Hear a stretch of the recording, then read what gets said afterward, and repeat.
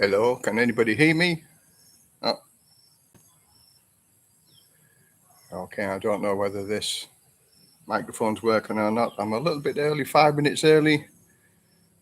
So let's see if anybody is logging in early. So I've got little green buttons coming on. Oh, hello, Dave. First one, David. Thank you very much. It's all new to me, this still. It's only the second time I've ever done it. So can you hear me?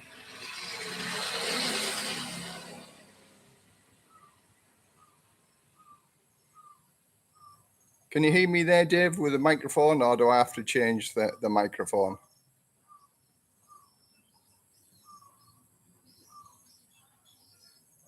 Oh, the sound is good. Oh, that's the main thing I was worried about, was the sound, because this is only the second time I've ever done it, and I've looked, and once you're started, it's just like, oh, fingers crossed that it works, and it's only the people who respond tells you whether you're actually working or not properly. Okay, well, thanks very much for joining me, everybody, from Les, from Retired and Living the Dream here in Thailand. Thanks very much, David. Thank you very, very much. Okay, welcome everybody. I've got a few now. I've got up to 8. So it's a little bit overcast today. So if you hear a little bit of a thunder in the background, well, that's the way it goes. So thanks very much for joining us. And like I said before, I asked for a few questions so I can answer some of the questions, so it's not like a flat start. So I'm going to start with some of the questions that I got asked on my little thumbnail that I put on before. And we'll start off with Rayong or Redcar. Well, I've got to say 100% Rayong. Far, far, far better than Redcar. I left England in 2010. I traveled the world for a couple of years, and then I ended up being in Thailand. And Thailand, I've got to say, is one of the most safest countries that you could ever live in. It's fantastic. It's cheap. It's reasonable. The people are friendly. And what more could you ask for? In Redcar was a coastal town in the northeast of England. And even living there, and I lived there virtually all my life, there's places I wouldn't walk around after midnight. Whereas here in Thailand, you never have any fear of doing that at all. Oh, thank you very much. Yeah, more and more people are joining, so thank you for joining. So in answer to that one, Rayong is absolutely a fantastic place to live, better than Redcar. And okay, one of the other questions were, this is quite a funny one, really. As an expat living in England, as an expat living in Thailand, what don't I like about living in Thailand? Well, I've got to say other expats. But other expats who whinge and moan and groan about living here in Thailand, what a crap place it is, the people are crap, living here is crap. For those people, the expats who whinge and moan about it all the time, don't live here. Go home. Go find somewhere else to live. Go find somewhere else that you want to live. As I say, I get a lot of sort of criticisms about my channel because, I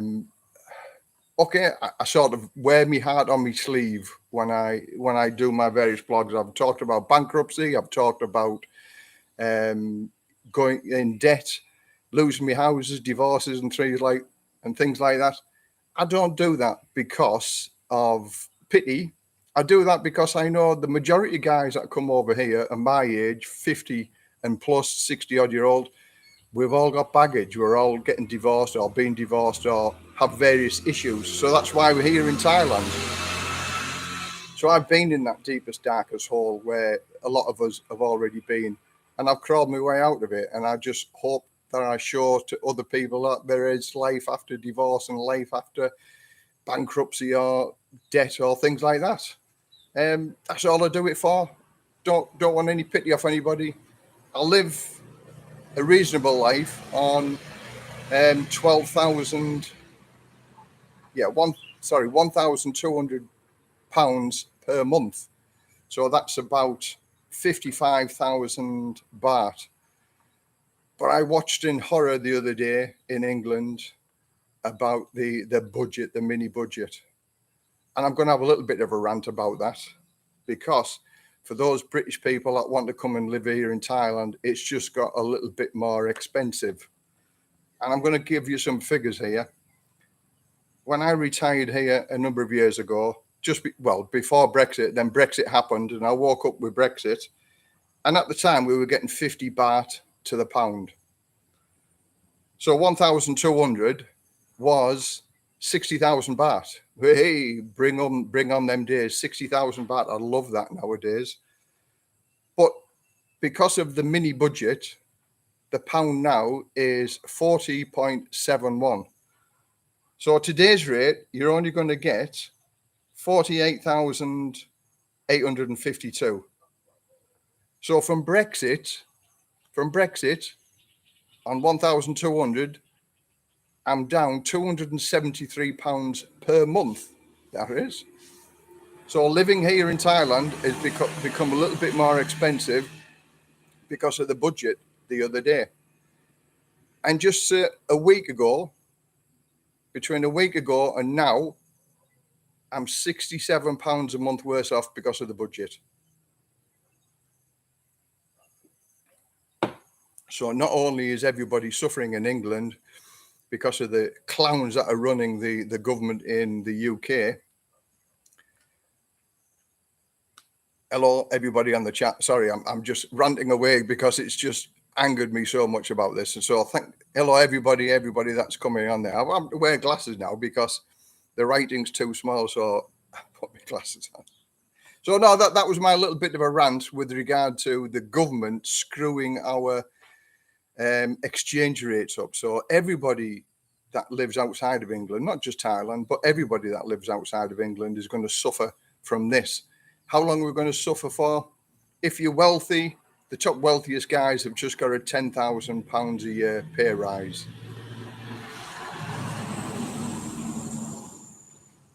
Yep, £10,000 a year pay rise. Wouldn't that be nice? So, and one of the other questions that somebody asked me was, let's have a look. Okay, here's another one that the government mentioned, and I thought it was discussing. They've given a massive pay rise to all the rich and the elite people in England, and the people that are on benefits are penalised. At the minute, they've got to do 12 hours work a week, I think it is, and now they're upping that to 15 hours a week to get the benefits. Now the benefits people, okay, nobody likes the paying benefits to people who are doing nothing, but at the end of the day, they're on benefits for a reason, good or bad or whatever. They are the poorest in society, and the government are not taking any responsibility for helping them out. Why don't they make the minimum salary that somebody has to get more attractive, that it actually attracts people off the benefit system into work? Instead of doing that, they're just gonna reward the wealthy and the elite. So sorry, it's a big thing of mine, because I used to work with disadvantaged people with no skills, qualifications or education, to get them into further employment or further education. So I've dealt with these people, and they are a hard bunch of people to deal with, for sure. I did this for 10 years. I worked for Prince Charles on a personal development program for 12 weeks for such individuals, and I've never found workings with such people very, very difficult. It's a challenge to work with these type of people. But the society that we lived in, I think, gives everybody a chance to be able to improve themselves. But that's what the society is everybody deserves a chance. Even if you've been in prison, you've done all the horrendous crimes, you deserve a second chance. Maybe it's a third chance. But one guy that was on my course, he'd committed 28 offences before he actually went to prison. Too many. Going on to the elite, one of the other questions that I got asked is the elite visa. Is it worth it, the elite visa? Well, for me, if you've got 600,000 baht that you can throw away and you're over 50, well, then at the end of the day, it's a lot of money to throw away when there are other methods of being able to do that. And I've got to work around, as you know, if anybody watches my channel normally, they know I have workarounds on visas all the time. And all my workarounds are 100% legal. They're not dodgy in any way whatsoever. But the elite visa, this is for the people. I've got to work around for the people who are over 50-year-old. Now, the majority of people that want the elite visa don't want to mess around with the paperwork, so that's why they go the elite visa way. And at the end of the day, there are alternatives to the elite visa, and it'll cost you hundreds of thousands of baht cheaper if you do it my way. Now, for those people who are interested in that, send me an email at lesliepearson58@yahoo.co. lesliepearson58@yahoo.com, and I'll give you the information as how you can get one of these visas for much cheaper than the elite visa. It's not quite the elite visa, but you don't have to do any of the paperwork. Somebody will do the paperwork for you. Somebody will do the 90-day reports for you.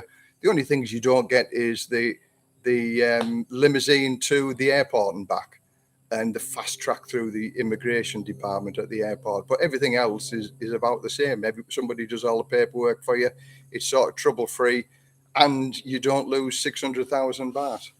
But if you've got the 600,000 baht for the 5-year visa, you can use my method, and I can point you in the right direction where it'll save you a lot of money. Why throw away 600,000 baht? And if I give you the information, if you ask for me, I'll give you the information. Just buy me a cup of coffee for $3, because I'm going to save you hundreds of thousands of baht.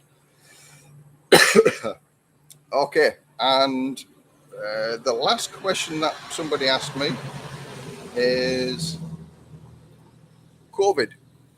I said I was going to do another couple of videos or live streams, but COVID got us.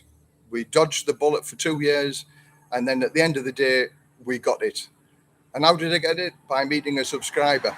A subscriber, I normally do the fist punch for when I meet somebody, but this particular subscriber, I shook his hand, and whole below 3 or 4 days later, I came down with COVID. And then my wife got COVID. So my wife actually had COVID a lot worse than I did. So I was very, very lucky. I was bad in bed for 4 days, and my wife was in bed for 6 or 7 days, and she still got the COVID cough, what everybody complains about.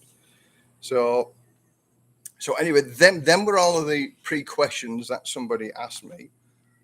So, and my rant is over with regard to us living here in Thailand, and we're getting penalised, not in so many words, but like our pension we don't get our pension rises because we live in Thailand. Crazy. Okay, 30 people. Thank you very much, 30 people for looking, and I've got 5 likes, which is good. So I'm going to look through now, and let's have a little look what the questions are. If you've got any questions, please leave it in the comments, and I'll go through them. Why are you worse off post UK budget? Why am I worse off? Because now the exchange rate for the pound to the baht has gone down from 43, it was 2 or 3 days ago, to 40.71. So that makes me £67 a month in exchange, because I exchanged £1,200 a month. So now at the end of this month, when I change it over, the same £1,200 it's going to cost me, if I want the 55,000 baht or whatever, it's going to cost me £67 more. And that's all it's to do why we're worse off, because of the exchange rate. Nothing else, just the exchange rate. Yeah, no benefits in Thailand, but I choose to live here. Yeah, I choose to live here because it's a better country than benefits Britain. For me, because I worked with these group of people for 10 years, I've seen what benefits give you. And I was angry because when I worked in the UK, I was a firefighter, and we did various things for underprivileged groups and like for these people who've been going into prison, out of prison, halfway in between. We did rope rescue. We give them days out at the fire station. Now, we always give them a thrilling day at the fire station. And anybody that came thoroughly enjoyed it because it was entertaining and it was full on for the full day. Now, as a group of people that organise all of these events, we wanted to give the good achievers or the potential good achievers at the schools a day at the fire station. What did we get? No, you can't do that. There's no funding for that. So there was a group of 5 of us said, we'll do it for free. We will pick some kids from the school who sort of been achievers, top achievers, and we'll give them the day at the fire service. Like we give these people who were been in prison, been bad lads, we'll give them a day and we'll work for free. No, you can't do that. Because if you work for free, we can't insure you. So I said, pay me £1. Give each one of us £1. So you're paying us. No, you can't do it. So this is society in England. It rewards the bad kids. They got some fantastic days out. Fishing, flying, hot air ballooning, many things that they got because the public purse paid for it. But the good kids or the good people for being good people get nothing. and I've seen that for 10 years.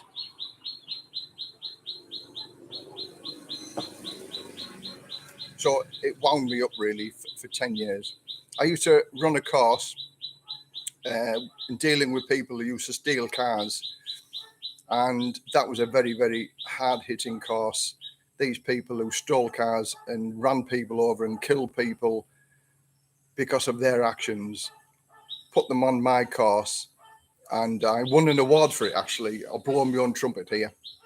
I won an award for it because 80% of the students that came on my course, it was a very, very hard-hitting course, never re-offended with car crime in 2 years. 80% success rate.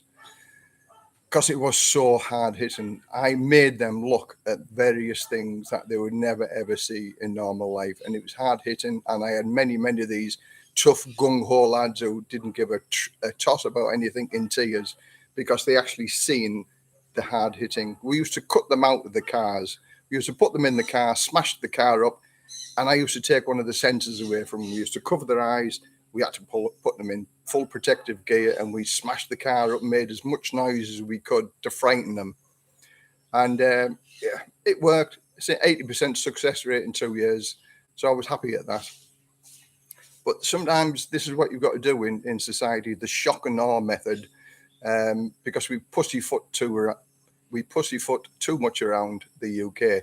Here in Thailand, the crime is pretty low because the punishment is so severe. Okay, Colin, thanks for email me. Yeah, it's like most of my workarounds, it is a simple method to do. And it's a simple way to do it. Like the other workarounds that I've got, that you don't need to have the 800,000 baht in the bank to show the income method.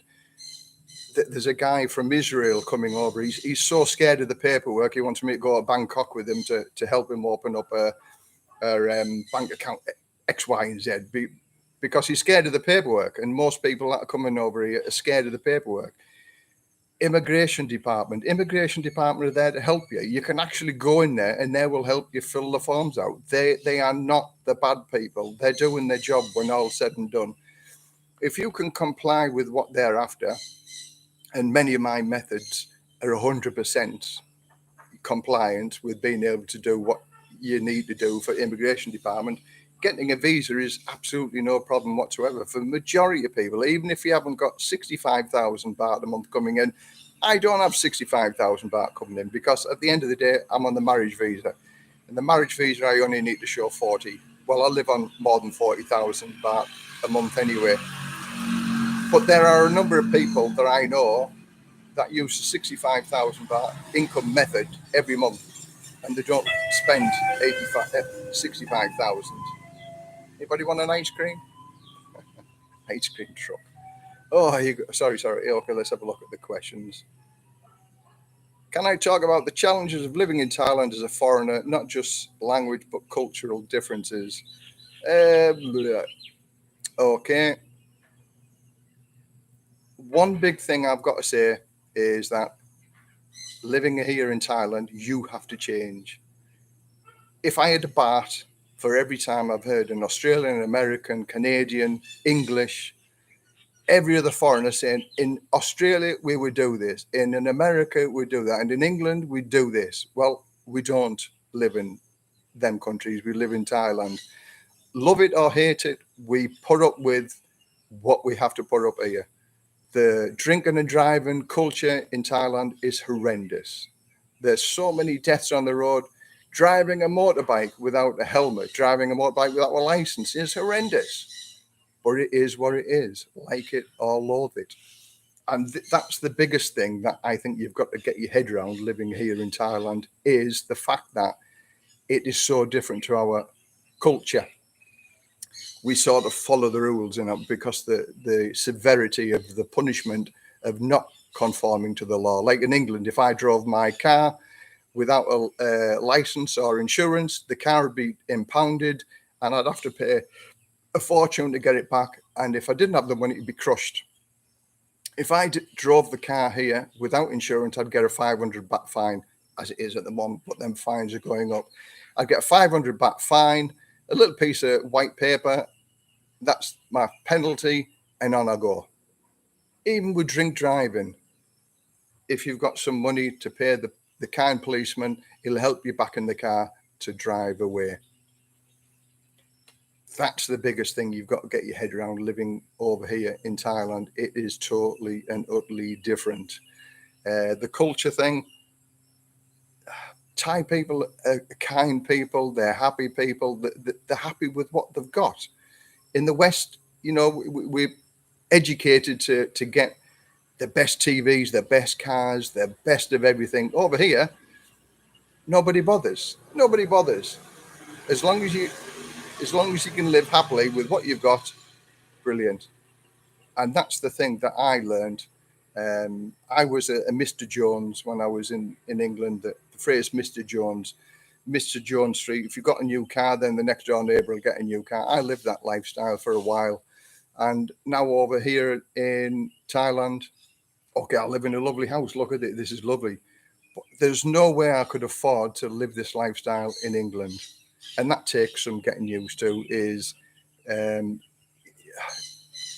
being happy with what you've got and what you have. Okay, let's have a look. How are we doing, Liz? How hard is it to get prescriptions medication? Okay, I'll tell you the story. It's a good story, this. I'll try to shorten it down. What happened to me was when I went back to England, I really had a bad hearing infection, ear infection. And the doctor says, it'll be a week before you get your results. And I said, well, in a week's time, I'll be in Japan. He said, well, I'll email you with your prescription. Anyway, long story short, I was in Japan and I got the email and he gave me the medication that I needed, but it was so strong because apparently really, really was a nasty infection that I had. So I went to the Japanese hospital. Japanese hospital said, I need to see a doctor, £150. I thought, no, I'll be in China next week. So I'll go to see the doctor in China. So I was in China, still had the ear infection, went to China, Chinese doctor, £100 to see a doctor. And I thought, I'll be back in Thailand next week. So I landed so this was like 4 or 5 weeks before I left England, and I still didn't have the medication. I got into Thailand. I went in the first pharmacy on Soi Buakhao in Pattaya, and the pharmacist said, how many tablets do you want? Like that. Medication over here, you can get anything and everything, just about anything and everything. So don't worry about medication. Okay, right. Let me have a look. I'll write me. Okay.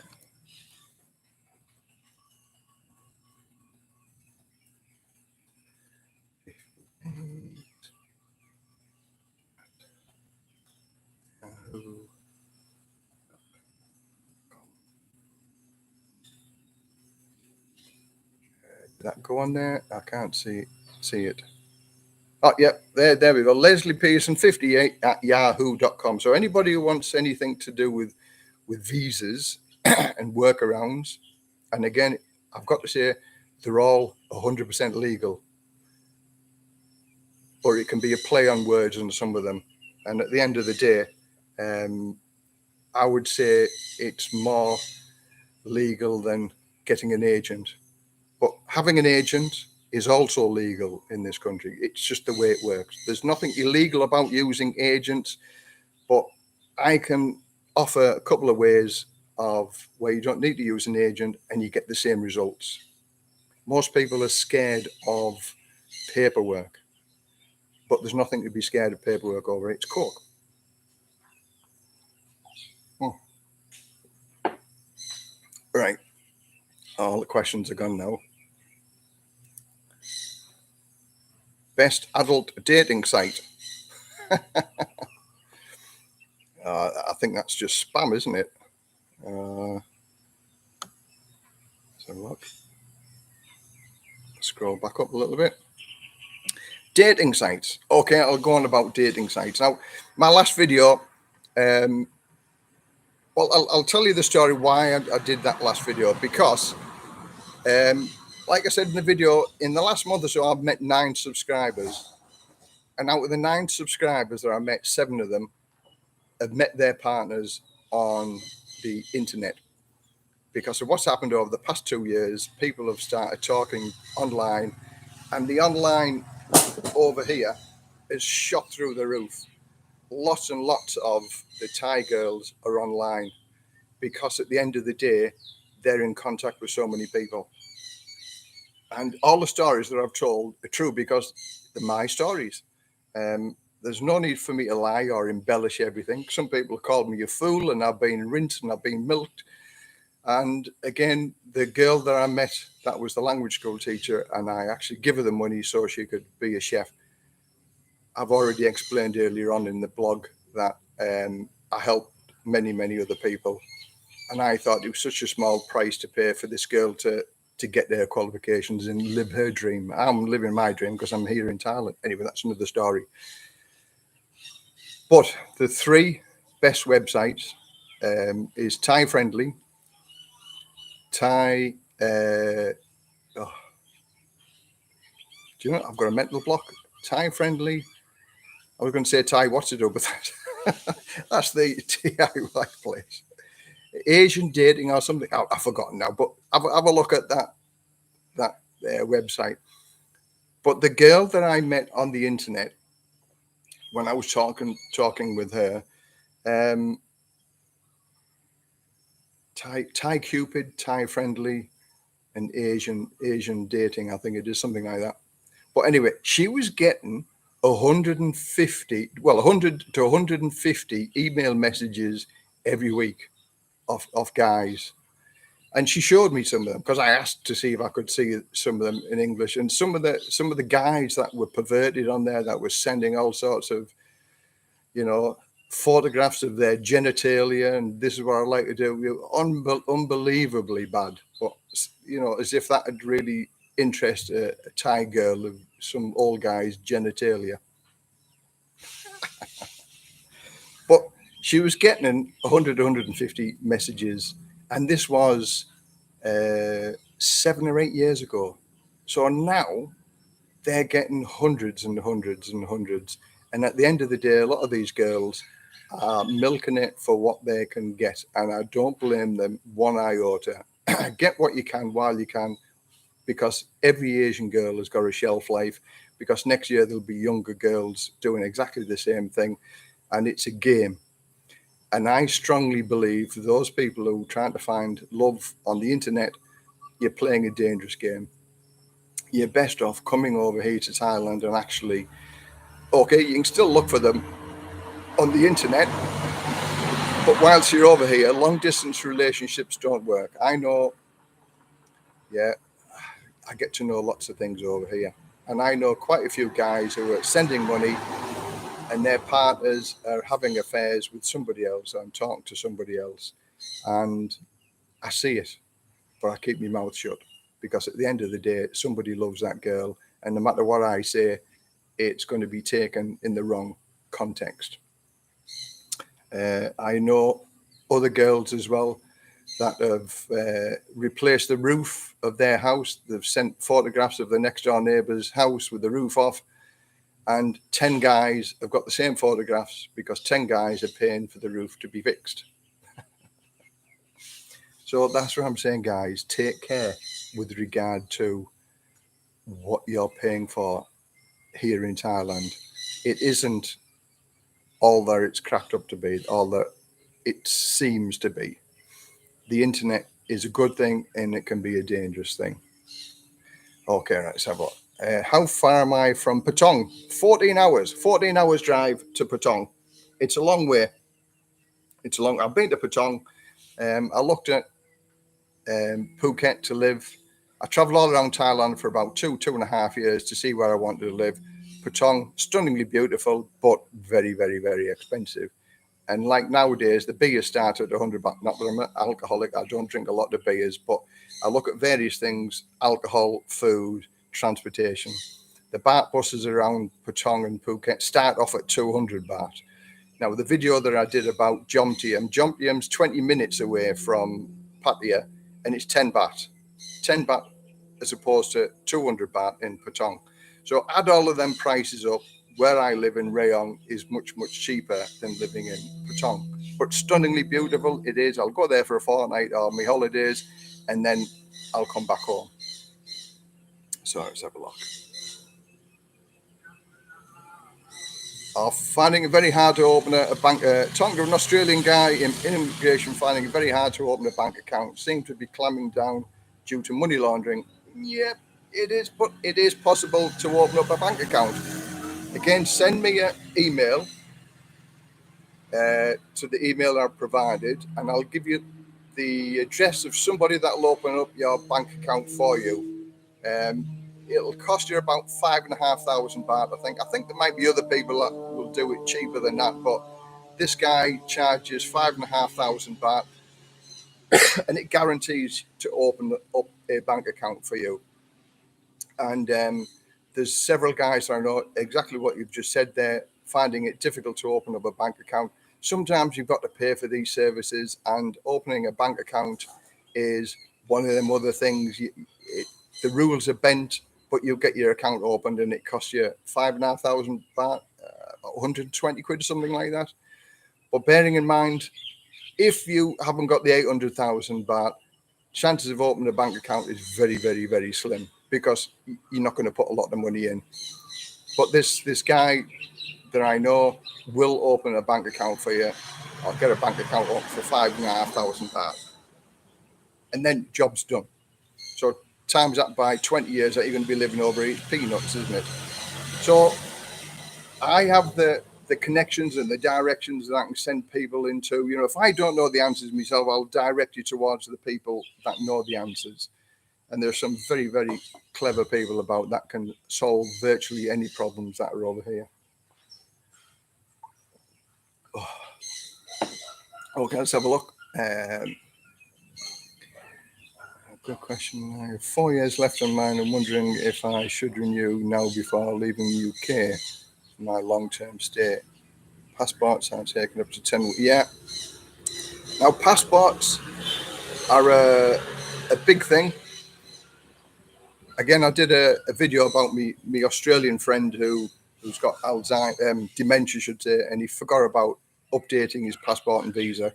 We thought it was going to be a big thing, but when all said and done, some people waved their magic wand and it was fixed, and it didn't become a big issue. But again, keep an eye on your passports.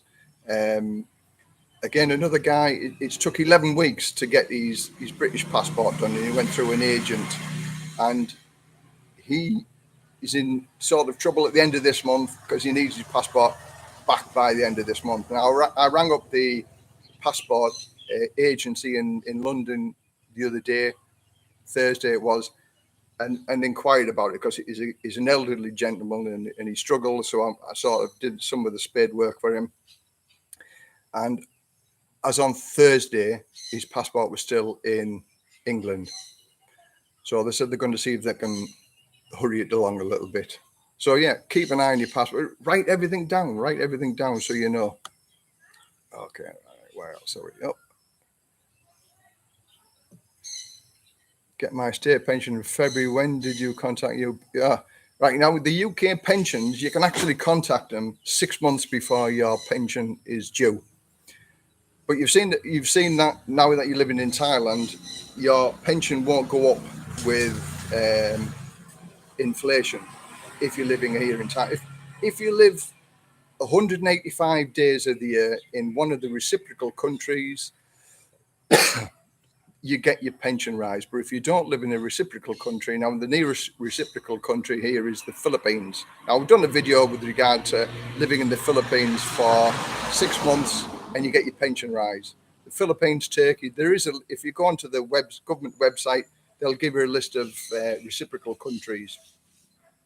Now, it's not worth it if it's 2 or 3%. Save it up for 5 or 6 years, and then you'll get maybe 10%. But next year it's going to be 10%, and I think the year after it's going to be 10% as well. So even if you wait 2 years, it's well worth spending 6 months in the Philippines, Turkey, or some of the countries that give you your pension rise. A 20% pension rise is worth the holiday for 6 months, in my opinion.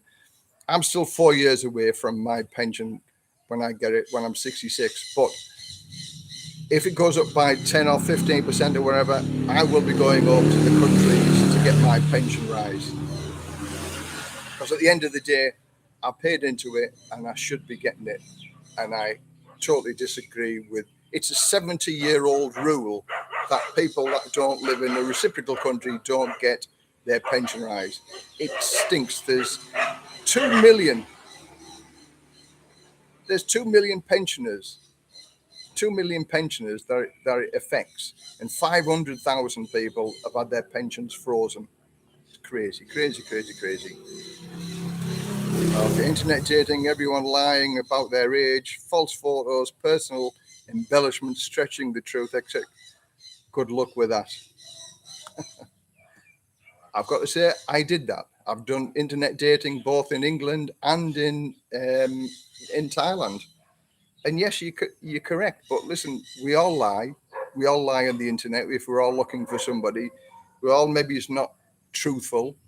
If we're probably not all truthful when we tell the girls at the bar that we're, or wherever you're going to meet the girls, you might not be totally truthful. So the story that I said about one of the girls, she was about 2 stone heavier than what her profile picture was.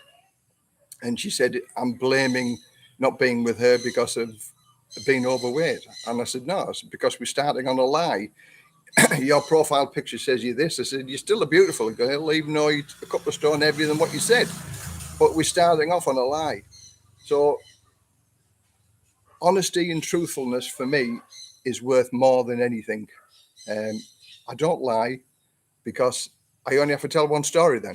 But if you lie, you have to have a good memory. And if you're talking to half a dozen different girls on the internet, what story have you told one that's different to another? Tell the same story, and it's always the same thing you have to say. So yeah, the girls lie and the foreigners lie. I've seen so many foreigners promise everything to the Thai girls. The 2-week millionaires, yeah, I'm going to come back, I'm going to marry you, I'm going to be with you forever. And it is a lie.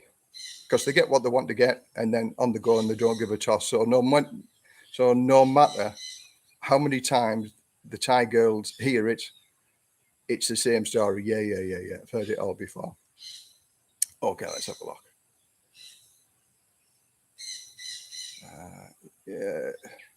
Yeah, hopefully the exchange rate will bounce back next week after the markets have had time to look at it over this weekend or whatever.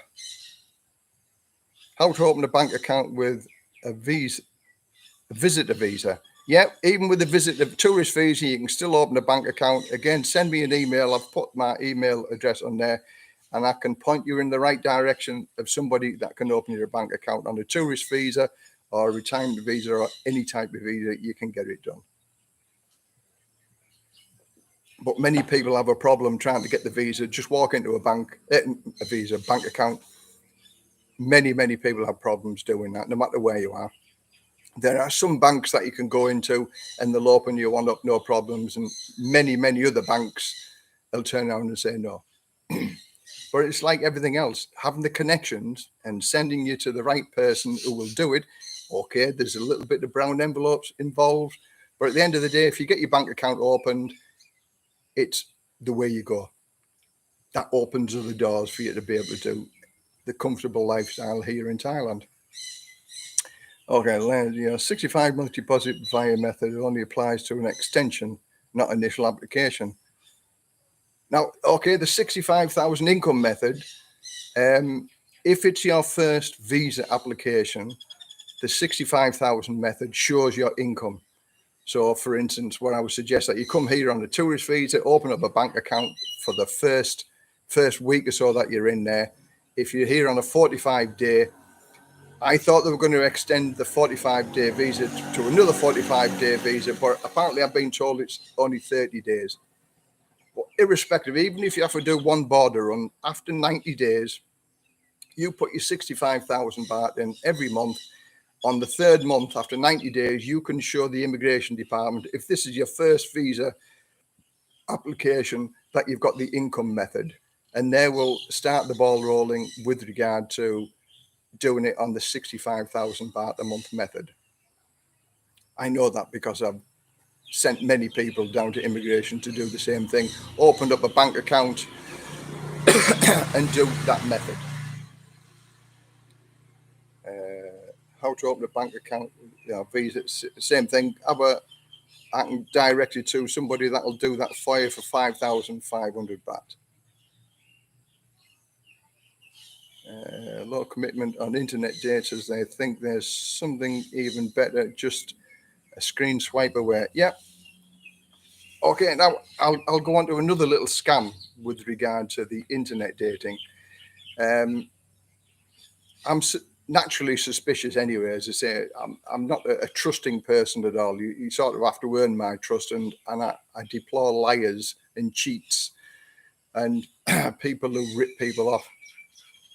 But the Thai girls,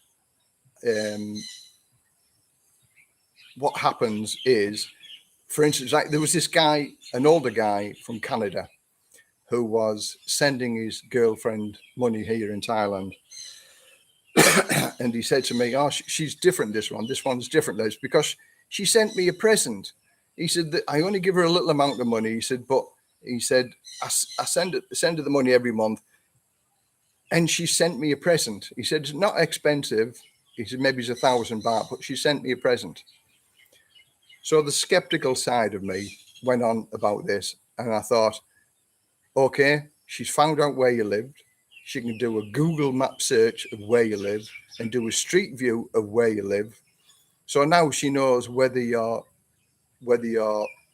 committed, you've got the money, you live in a poor neighborhood or an expensive neighborhood, whether you're worth pursuing. And if you lived in a not so good neighborhood, then she'll drop you like a stone. That's what one of the scams is that they find out where you live to see whether you're actually worthwhile pursuing or not, or keeping up the conversation. Because at the end of the day, when you've got 100 or a couple of hundred guys emailing you, that's very difficult. That's a full-time job in itself, answering all the email messages. So that's a way of when these people say, oh, she cares for me because she sent me a present. They're just finding out where you live, what your neighborhood's like, and whether you're worthwhile pursuing. But that's the skeptical side of me. She might be trying to say, yes, I love you and I want to be with you forever. But until you're over here, don't believe a word they say. Okay, see where else we've got. What do you think about Chiang Mai as a place to live? And where would you position yourself, near a town or countryside? Now, Chiang Mai, I've been up there several times, and I like Pai. Pai is about 2.5 hours away from Chiang Mai, and we went to Pai, three or 4 years in a row running, because I love Pai. It's beautiful, especially Christmas and New Year. We go to Pai for Christmas, and then we went to Chiang Mai for New Year to let the lanterns off, which is something special. The nighttime markets are beautiful. The biggest thing I found with Chiang Mai and what people were saying is the burning season. For 3 months of the year, there's lots of black ash coming down and people don't like it. The quality of the air isn't very nice. So at the end of the day, if you can put up with that, then you can put up with it. But Chiang Mai is a beautiful place and it's relatively cheap to live there as well. But I grew up by the sea and I would miss the sea if I moved. I don't go to the beach every day, but I'd miss the coast if I moved up to the countryside. But that's my only personal opinion. But Chiang Mai is stunningly beautiful and very, very cheap to live there as well. So go for it. Give it a try. Find out when the burning season is. So live there during the worst period of the Chiang Mai year. And then if you get away with it, then go for it. But if you buy something in the good times and then the 3 months of polluted air and you don't like it, then you're stuck. So that's what I would suggest to do. Okay. Yeah, paperwork is necessary in this country. There must be mountains. I mean, I fill in the paperwork about like that. Every time we go for the marriage visa, there's a whole heap of paperwork to fill out. Talking about paperwork, yeah. Sorry, one of the questions that I got asked before is he's gonna move over here to Thailand, and is it worthwhile getting the yellow book? He's married, obviously. Is it worthwhile getting the yellow book and the ID card? The yellow book saves an awful lot of paperwork when you're going for your marriage visa. Yes, it does, because we sort of rent this house. It's a rent to buy that. That's our process. But for paperwork wise, we're still renting this house. So we have to get the landlady's information, the Chinook. Again, that just adds another lot of paperwork. But if you've got the yellow book, that saves all of that paperwork.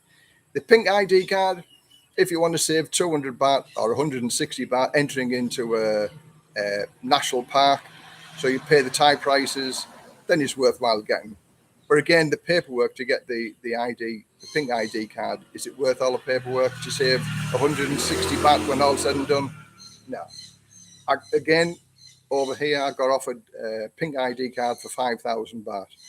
So it doesn't really have that many uses.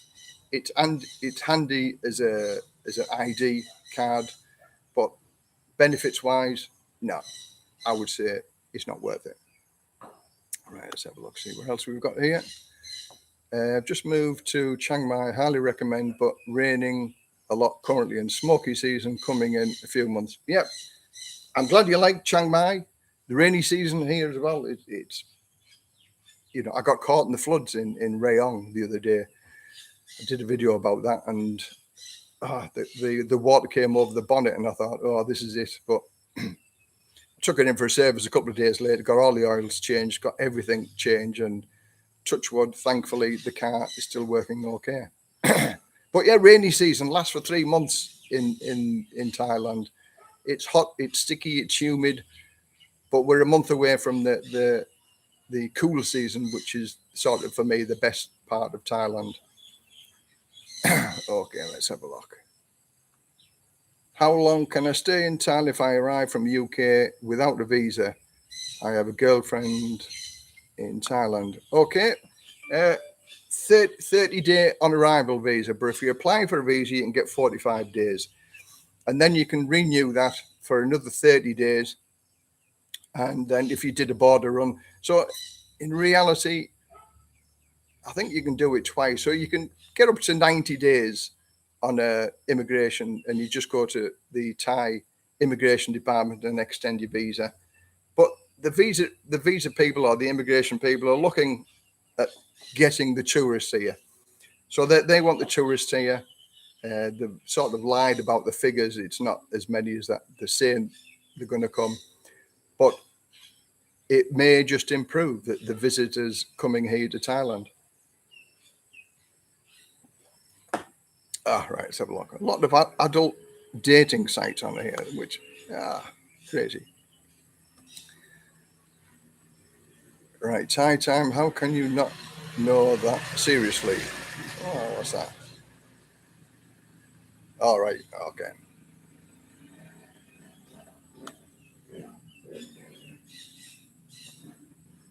Yeah, it's 45 days you can get it. Now, it's up until March. Now, they don't know whether you can get 45-day renewal or it's 30 days. I've heard it's just the 30 days, but for me, it's nonsensical. If you get it for 45 days, why can't they renew for 45 days? Why are they just going to give you another 30 days? It's all in the details, isn't it? So when it comes out, it may get extended to 45 days. But if you just look up on 30 days extension, so that's 75 days in total that you can have here with no fuss and carry on.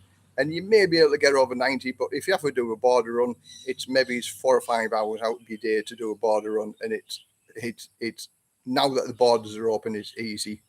It's not difficult. Right, so I'm going to scroll down a little bit. Do you recommend doing OA visa in the UK or do an O visa in Thailand? On an OA visa, your money can stay in the UK bank account, where O visa needs money in a Thai bank account. Police report needed for an OA. Now, I've been asked this question, the OA visa, by many people, and I've done a video, is the OA visa worth it? Yes, the OA visa is worth it because you can leave your money in the UK. It sort of swings and roundabouts because the insurance policies that the OA visa asks for is not worth the paper it's wrote on, because the minimum is 400,000 baht insurance and 40,000 outpatients department insurance. But you have to pay the first 100,000 baht anyway. So in reality, you're only going to get 300,000 bahts worth of cover, but you have to pay the first 100,000 baht. So that sort of wipes out the whole of your medication and 400,000 baht. I've got the basic insurance over here, and I'm 62 years old, and my insurance for 700,000 baht, which still many people turn around and say it's adequately low as far as insurance is concerned, but it's a lot easier for me to find 25,000 baht than to find 700,000 baht. And I've had insurance here since day one of arriving in Thailand. So I'm a strong believer in, and I think even if you have the lowest amount with 700,000 baht worth of insurance, it's worth it. For me, it's a stick and plaster. So it's enough to get me put right so I can get on a plane and get back to England. And that's how I look upon it. I'm relatively a healthy guy, so I don't suffer ailments. I'm not on any medication whatsoever. So as far as health-wise is concerned, I think I'm doing okay. But if I was suffering with my health, I'd increase the level of cover for sure. But if you're sort of a fit and healthy guy, why do you need the 3, 4, 5 million bahts worth of cover? We live in a land of what ifs. Plenty of people said, what if you have an accident? What if you get cancer? What if you have a heart attack? What if I don't? That's my answer to it. What if I don't? Then I've paid all that excess amount of money for if I don't.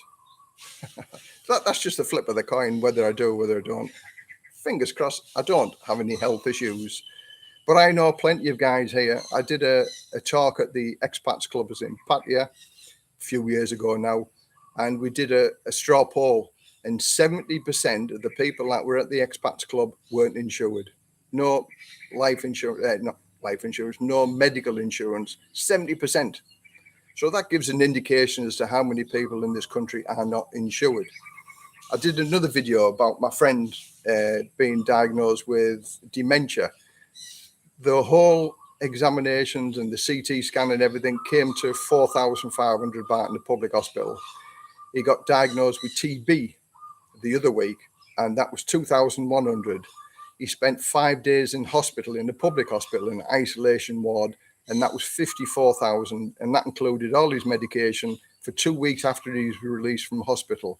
So public hospitals are not expensive, really. You know, people knock the public hospital, but for me, a doctor is a doctor. It's the same qualification whether he works in a public hospital or whether he works in the Bangkok Rayong Hospital. A doctor is a doctor. But that's my opinion. So, and a lot of people are going to slate me for that, but that's the way I think about it. All right, so look. What would be our advice for new people arriving to live for the first time?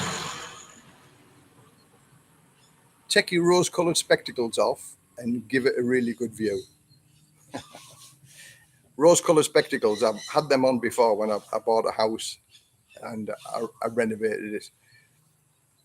For the first time coming to Thailand, it's got the wow effect, the wow factor, and you feel over the moon living here. Everything's wonderful, everything's holiday mode, and it'll probably take you 6 months to get out of that holiday mode. And even though everything's going P-tong around the world, it's still a relatively cheap place to live for entertainment, for food, for alcohol. So you can live a good lifestyle here for not a lot of money, but you can still spend an awful lot of money. The common phrase over here for the holiday makers is the 2-week millionaires. The people come over here with a couple of £1,000 and they're spending it like, oh, you know, left, right and centre. And they're having a good time with it. But the 2-week millionaires, and then they go home, save up for another year and do it all again. Living here is a different kettle of fish. Go and have your holiday mode. Go and do what you need to go and do. And then when you settle down, look at life realistically, look at places where you want to live. You don't have to spend a fortune over here to live. You don't have to spend a fortune going out eating food. Get used to the Thai food, because if you want to live on foreigner food, it'll double your food bill for sure. Thai food, it's cheap as chips. You know, you can eat something every day for £1 if you wanted to, if you really, really wanted to live on a budget. So, right, scroll down. Let's have a look at a few more. John the accountant. Oh, I've got a question I'm going to ask you a little bit later on, but I'll send you an email for that one. My insurance policy, I pay just short of 25,000 baht for 700,000 bahts worth of cover. That's for a 62-year-old. And the only exclusion, I've got rheumatoid arthritis in my wrist, so they won't cover me for anything to do with rheumatoid arthritis. But for everything else, I'm covered. And again, I've never made, in 10 years of living here, I've never ever made a claim. So I get a little bit of discount from that, I think. And if you join the expats club in Pattaya, you get a discount on your insurance anyway. I don't know exactly how much the discount is, but even if it's a 10%, 10% is better in your pocket than the Pacific Cross. So that's who I'm with, is Pacific Cross. Let's have a look.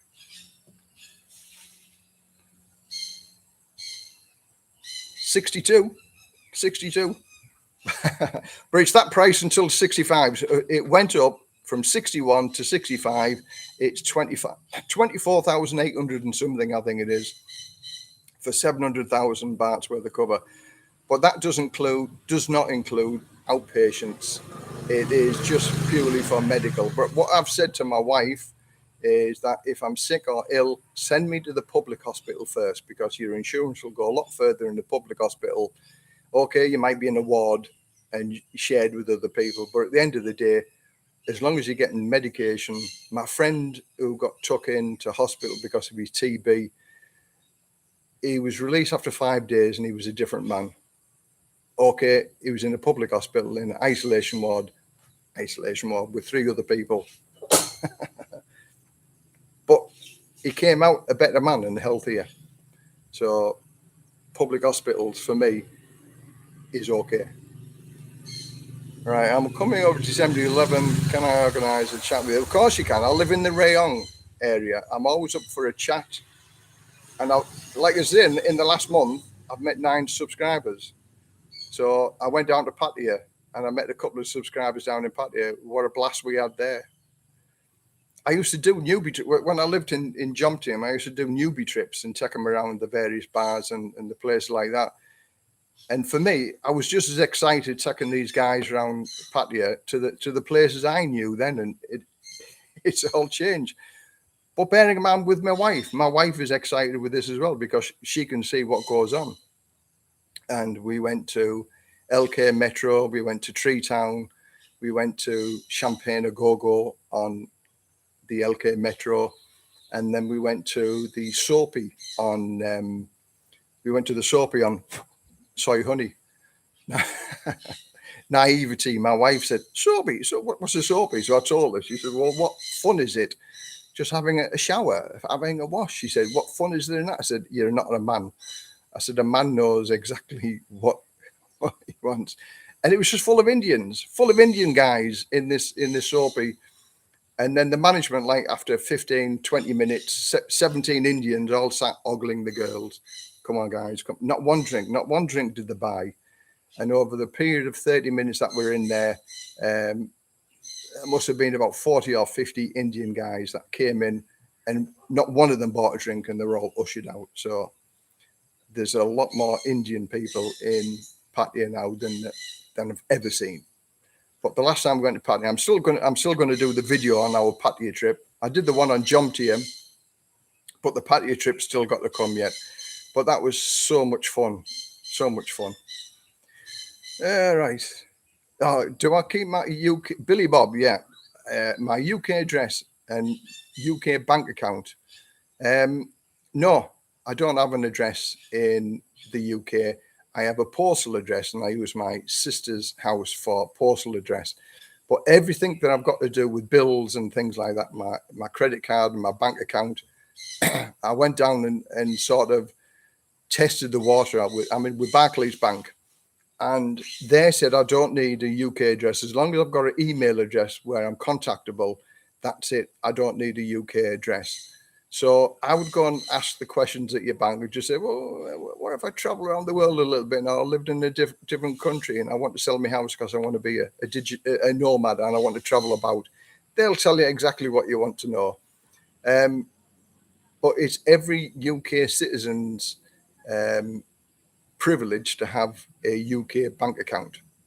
So even if you don't have a house, you can still have a UK bank account to get your pension paid into. And so, yeah, at the end of the day, the banks will, as long as they've got a contact address, they will keep your bank account open. As I've lived in Thailand now for 10 years. I've been out of the UK for 12 years, and I've never, ever had a problem with the UK bank account.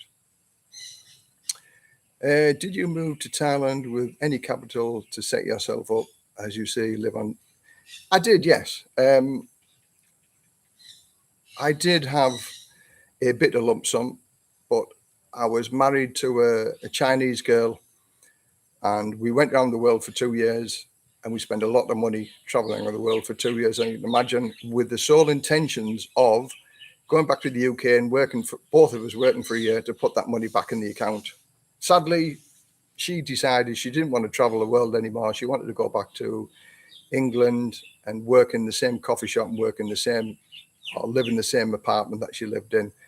She got tired of living out with a suitcase, and I didn't want to go back to the UK. So long story short, we got divorced. So that took a big lump sum from my pension pot that I had, and I still traveled. And I believe my theory is I don't want a bank book full of zeros. I want a head full of memories. So when I'm on my deathbed about to curl my toes up, I don't have to look at my bank book and say, I've got loads of zeros left in there.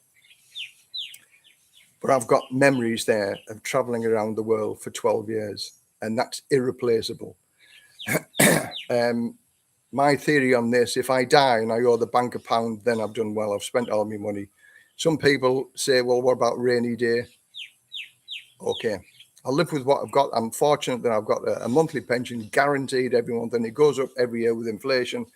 So I know that I've got a set amount of money, and that's where I live on.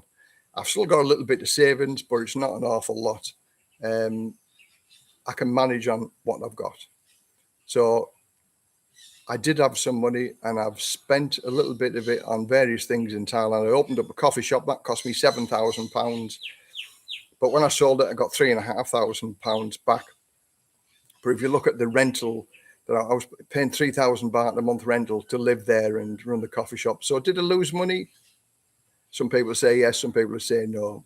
But I would say I came out pretty even on that, and I was happy with that.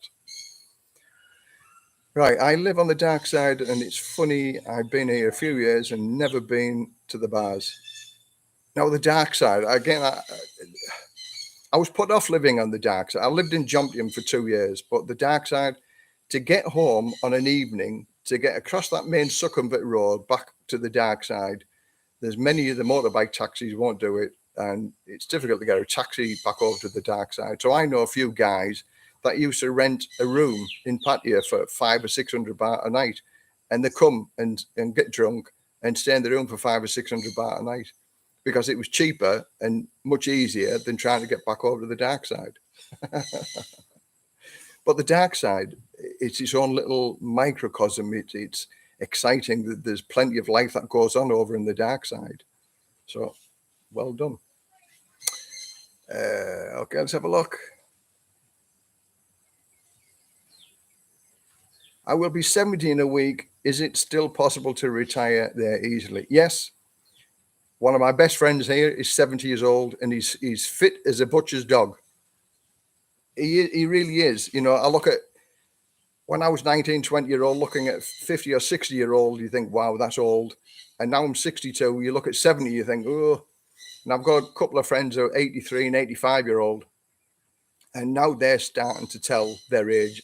Once I think you get past 80, you just start going downhill, I think. I've not seen many very fit 80 to 85-year-olds, but 70-year-olds is probably fitter than me. So you can retire over any age. As sort of as long as you're healthy and you've got a good outlook in life. 70-year-old is the new 60. We're all destined to live a little bit longer because we live healthier lifestyles. So I'd say go for it. 70-year-old isn't old at all. Oh yeah, there you go, John. John the accountant, thinking of offering expats a UK residential address in the UK for people that want to be a resident on paper in the UK. I also might offer employment on paper for qualifying national insurance years. Yeah, there's always ways and means of doing it. And like John, you know, John's been a subscriber for a lot of years, and he's given me some good advice over the time. And he's an accountant, so accountants know many things. So anybody who wants him, have a look at John the accountant. Yeah, put your email address on there, John. I'm sure you might get a few people, because if you say that you've got a UK address there, you might be able to. I know some people who still get the pension rises because they say they still live in the UK, and he still gets his winter fuel allowance, even though he's lived in Thailand for 14 years. Now, again, that can be classed as fraud, and you can be going to prison, not prison, you can be in trouble for doing that. So I'd still be careful with regard to what you say to the Department of Health and working pensions and all of that. Anything to do with money, getting it from the UK, they don't want to give you it, and they'll soon take it off you. Do you recommend the dark side? Blah, blah, blah, blah.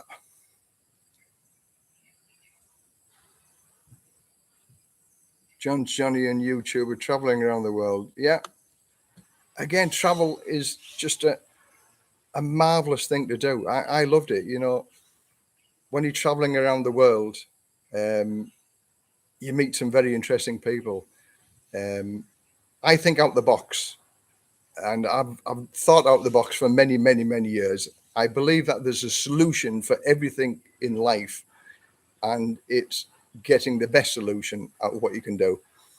And when I traveled the world for 2 years, I met some very, very interesting people. Again, I can tell people virtually how you can travel the world and eat and accommodation for virtually free. Just 4 or 5 hours work a day, and then you have the weekends off. Now, because I went back to college at 42 and I learned how to be an electrician, because I knew I was going to retire at 50-year-old, and I still wanted a skill that I could use elsewhere. I taught myself how to be an electrician. Went to college, got my City and Guilds, and I opened up my own electrical business. Well, I'm not kidding you. I advertised for the first year and I never, ever stopped working. The money as an electrician that you can make. I was making more as an electrician part-time than I was being a firefighter. But because I had the skills of an electrician, I worked in Italy. I looked after this person's house. It's probably one of the best sort of jobs that I got. Look after this. He was a retired judge. She was a retired barrister. So that gives you the sort of inclination as to the quality of the house that I was staying in. And I was looking after their cat for 3 months in their house, Orvieto in Italy. Stunningly beautiful place. And all I had to do was look after their cat. I've worked in Spain, I've worked in France, worked in the south of France. For 3 or 4 days, I've worked in Kokud over here in Thailand. Having a skill, learning a new skill can do you benefits. It just opens the door for you. So learn a practical skill, joinery, plumbing, bricklaying, something like that, that people want. As an electrician or a plumber, you will never, ever, ever be out of work. Ever. Okay.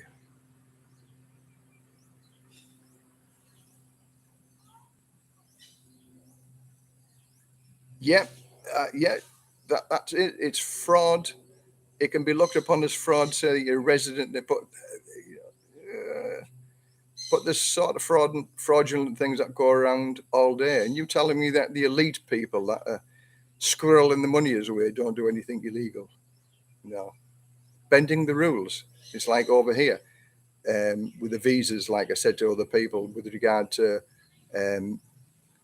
playing on words, but it gets you the result that you want. And it's nothing illegal about it. I wouldn't do anything illegal in this country because I love this living here all the time. So, but I can bend the wording to get you what you want. Let's have a look. Yeah, the Americans the Americans at the minute. Oh, your dollar to the Thai baht rate is like in our days when we used to get 70 baht to the pound. It's just like everything is just ridiculously cheap. So our pound at the minute is gone down like a lead balloon. It's awful at the minute. You know, as I say, in a week I've lost 67 pounds in a month because of the statement, the mini budget. Ah. Let's have a look. What else is on there?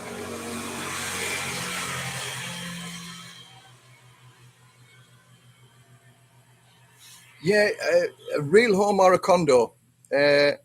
Yes, I lived in the condo. It was a beautiful condo. It overlooked the gardens in Jomtien and the swimming pool. It had a nice big balcony. It was 65 square meter.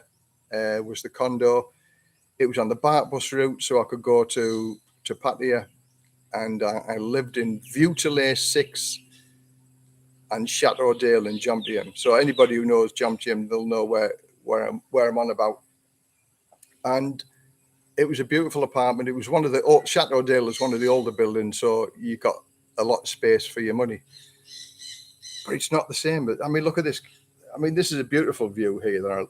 And in the Chateaudale, I was paying 18,000 baht a month. This is going back 8 or 9 years ago, so it was a lot of money then. You can get it for a lot cheaper now because the rental property is gone crazy. You can get a lot for not a lot in Pattaya now at the minute. But that was 18,000 for a 65 square meter condo. And when I was renting this place, I was paying 12,000 baht a month, and it's about 120 square meters with a lovely garden. Parked the car right outside there, and those people have watched me wash my car videos. So I'd agree. But for those people who are used to living in an apartment or condos, then it makes no difference to them. They would probably enjoy the condo better than living in a house. But I much prefer living in the house, even though this house that I'm buying, I'll never, ever own it. Never. Because that's just the way it is. But if you can live with that, and again, I've done a couple of videos on the reason why I bought this house as opposed to renting the house. There's people have slagged me off for doing it. There's people have applauded me for doing it. But again, it's talking to another guy who looked at buying this house and give me his ideas. And I thought that makes perfect financial sense. So, and that's why I bought it. But that's what I'm saying, listening to other people have different perspective views on different things. And sometimes we can all have tunnel vision and we don't see it. And that's what I hope that I give to people on my channel, that I give them different ways of looking at things and being able to help people out, which I do. Okay, let's have a look, see what else is here.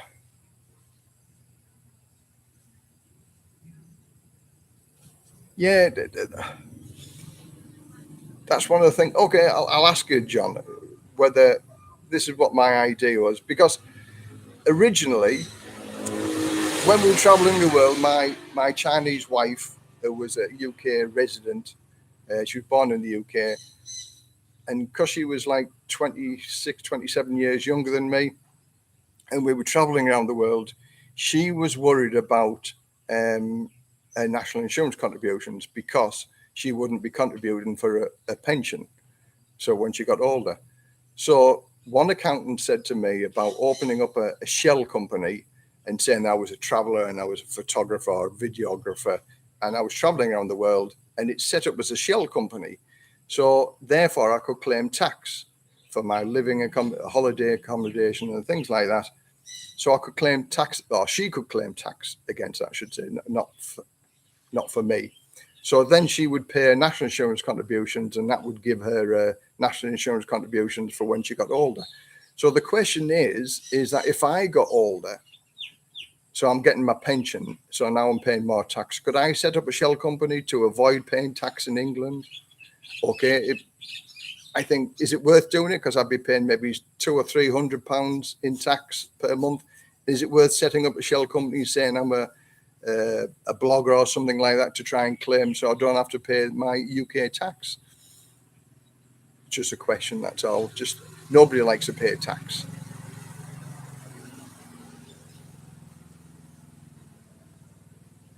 Right, I use an agent for the first time for visa, then I did next one myself. Lots of paperwork, but easily doable. Yeah, for those people who are coming in for the first time, use it. If you want to use a visa agent, brilliant, because then you get your visa same day.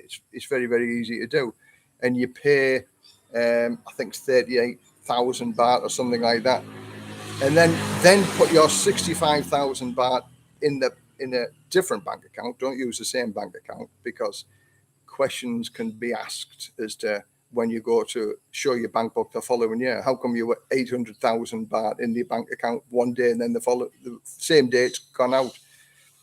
So, for instance, if you use an agent, Kasikorn Bank or Bangkok Bank, and then you open up another bank account and you deposit your 65,000 baht every month, then after a year you can show that you've got the income method of 65,000 baht a year. There's other methods I use, the recycled method for those people that are not on the 65,000 baht a month. There are many ways to skin a cat, but all legal. Okay. The mini budget means all UK people will have more cash in their pocket. Yeah. If the government stopped wasting money on benefits, housing, illegal immigrants and overseas aid, then it would cover the 45 billion cost. All right. Okay. As a private pension getter, because my fire brigade pension is a private pension, I get nothing. This mini budget has done absolutely zero for me and all those people that are like me.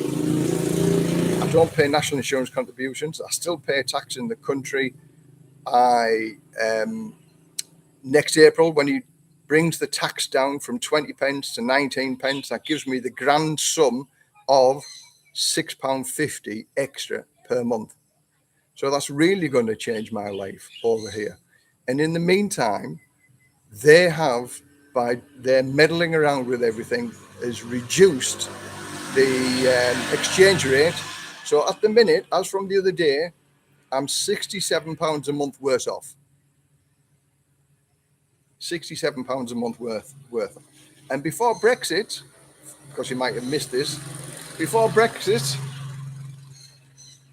between Brexit and now, I am £273 every single month worse off because of Brexit, because of the exchange rate, and that it's gone down. As far as the benefit system's concerned, that is a red herring. They're deflecting the benefits. The benefits is such a small amount of money in comparison to everything else they pay. Every MP gets their benefits paid for the electricity for their house. And I'll give you one example. When I was an electrician back in the UK, this is going back 15 years. 15 years ago, this is. I worked for a member of parliament. She had a house in Redcar, and I rewired her house for her. She was allowed to claim every single year, this is, at the time, £23,000 per year to modernise and do her house up. 23, that was more than my salary 15 years ago, £23,000. And she was getting this as a benefit. So who's the biggest snouts in the trough? The people on benefits who get next to nothing. There are people who take advantage of the benefit system. I know, because I've worked with them and I've been with them and I've seen it with my own eyes. But the government, the snouts are in the trough. They claim far, far more in benefits for their second houses than the average working person claims for working 40 hours a week. Rant over. Okay. What happened to my Chinese wife? She got sick of traveling around the world with me. We traveled around the world for 2 years, and she said, I don't want to live out with a suitcase anymore. So she went back to England. We got divorced, and the last I heard of her, she was working in an art gallery in Glasgow. That's the last I heard of it. But switch that switch off. I'm not interested in what she does. I wish her happiness. She had a good 2 years of traveling around the world. It's one of them experiences that you never ever forget. But at the end of the day, I wish her well. It didn't work with me and her. I've got no annoyance with her. A little bit pissed off at the time, obviously, because of what I'd spent. But no, I wish her well. I wish everybody well. I don't mean any harm or any bad feelings to anybody, ever, because life's too short to carry all of that aggression and nastiness inside you. It actually eats away with you. Just move on. I wish everybody happiness. I wish everybody well. Okay, let's have a look.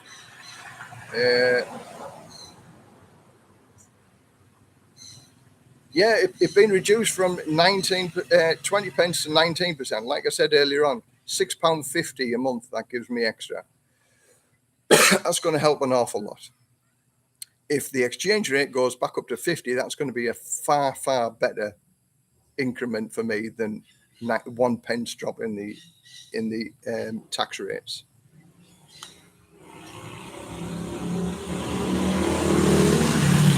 Let's have a look, see what else is there. There are millions of benefits, but only 650 MPs. Huge difference in the cost. Yeah, there are millions of people on benefit system, but let's. What do you want to do? Okay, here's a scenario for you. The immigrants who come across over here. Now, I've worked, again, a lot of years ago, I worked with immigration and the immigrants, and I did various jobs for properties, fixing the electrics and blah, blah, blah. So I got talking to the people who sort all of this benefit system out, and everybody who says that they're on, £100, £200 a month or something like that. No, they're not. They're on a very, very basic amount of money. Now, we can argue all day whether they should be here. They've come across on a boat seeking a better life. I've got no problem with them arriving in England for a better life. I'm living in Thailand for a better life. But there are restrictions here that if I don't toe the line, they'll deport me. They'll get rid of me if I don't toe the line. And I think this is where the UK, this is my opinion, of course, this is where the UK falls down, because they allow such people. And the Human Rights Court, who pay all of these lawyers, again, at taxpayers' expense to defend these people, to like deport them to Rwanda or stuff like that. That's a huge amount of money. But okay, if they arrive in England and they have no possibility of work and they don't get any benefits, what they're going to do? They're going to commit crime. So then crime goes through the roof. And then if they get caught, they're going to be put in prison. How can you send them back to a country that you don't even know where they're from? It's not a cut and dried system where you can send them back because of the Human Rights Court with regard to everybody has rights. And I agree, everybody has rights. But the UK is far, far, far too soft on things like this. People are milking the UK system for what it's worth, for whatever they can get for as long as they can get it for. Here in Thailand, I get absolutely nothing. Never will do. I'm not entitled to live here. I am entitled to live here if I toe the line. I've got my visas and everything else put in place. I can't own property over here. But Thailand will always belong to Thailand, not like the UK where anybody can buy a house in England. And let's face it, London probably doesn't belong, any of it doesn't belong to England anymore. It'll belong to Arabs and the super rich who bought loads and loads of property over in England. So has Thailand got it wrong? I don't think so. I actually agree with Thailand. Let Thailand be Thailand for the rest of Thailand's life. But I don't have a problem with that.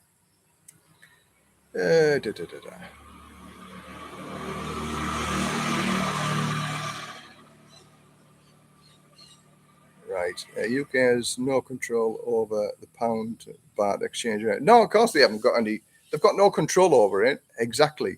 But did you know when Liz Truss opened her mouth in New York about, we're going to support the rich, rich, being a rich elite person isn't a dirty word. The pound dropped on listening to her words. You have to be guarded, for me as a politician, is the say of what's going to happen in the country. What you say, the markets react on. And it's like when the Chancellor stood up and did his budget, the pound just went in one direction and it went down. So the government don't have anything to do with the exchange rate mechanism, but what they say does have a method. It does have some impact of what they say. And let's face it, at the end of the day, with all the clowns what's been going on for the 3 or 4 months with Boris, who in the world, we were a laughing stock around the world because we had a clown in charge of the country. And now we've got Liz Truss, who wants to support the wealthy and the rich people and the elite people, and the poor people get nothing. But that's life. The poor people pay for everything. That's my rant. That's my thing. I've never been a wealthy person. I've never been rich, never ever will be. Always on the lower side of the economy and the money side of it, but it affects the poorest the worst. Look at all the payday loan companies, all charging 30 or 40% interest rate, owned by wealthy people. Cash converters owned by wealthy people, charging a fortune for interest rates. Those people that need the help the most, so the poorest people, end up paying the most to borrow any money whatsoever. Make it fair. Your 8-year-old friends get health insurance. No, they don't get health insurance. One of them's wealthy enough to self-insure, so he's got a number of millions of baht in the bank. So if he's really sick, then he's got the money to be able to afford to pay for healthcare. By Pacific Cross, I believe they go up to about 99 years old if you've joined before 60. And I think you can join after 65, but you have to go through a medical procedure, a medical test before you get insured. And yes, the costs rocket up. But as we're getting older, we're going to die one day anyway, aren't we? So it can be expensive and it can be cheap. But the older you get, the more expensive it's going to be. So I would say have enough money to self-insure, have 1 million or 2 million baht if you can. If you don't have that amount of money, then if you don't have that amount of money anywhere in the world, you're going to suffer unless you live in your own country. Europe, I think you have to pay for private medical costs. In America, you certainly do. In England, it's free with the NHS, but it's just the gamble you take. We're getting older, so we're going to die one day. I won't go into that, but there's several ways that you've got to look upon it. If you don't have the money, tough luck. If you do have the money, self-insure. If you have the money to pay for the insurance premiums, pay for the insurance premiums. But there is no quick fix. I can skirt around and fix many visa problems, but health insurance, you cannot. There is no play on words or anything else that will fix the health insurance. You either need it or you don't. Or you can pay for it or you can't. Full state pensions, 10,000. Well, I think it's about £800 a month, isn't it? Something like that. Something to do about poverty, getting a better job, training or changing careers as opposed to just blaming everyone else. I agree with you. Absolutely agree with you.